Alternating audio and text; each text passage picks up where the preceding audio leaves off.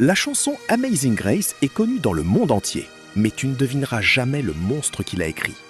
Nous sommes en mai 1748. Le navire négrier Greyhound fend les flots sombres de l'Atlantique.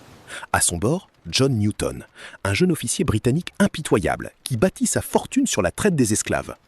Dans les cales de ce sinistre bateau de bois, l'horreur humaine bat son plein sous le commandement de ce trafiquant. Mais le 10 mai, le ciel de l'Atlantique Nord se noircit soudain. Une tempête d'une violence inouïe frappe le navire.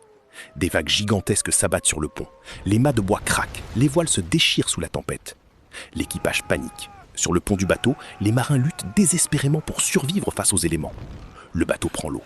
John Newton, terrifié face à la mort imminente, comprend qu'aucune manœuvre ne les sauvera. Trempé et désespéré, le trafiquant s'effondre à genoux sur le pont. Pour la première fois de sa vie, il implore Dieu. Le miracle se produit. La tempête se calme au petit matin.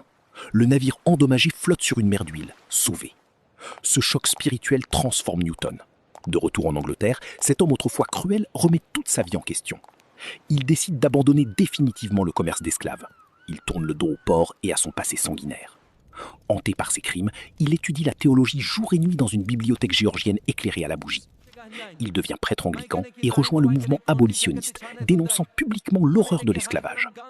En 1772, pour exprimer sa rédemption, il écrit à la plume un poème sur la grâce divine.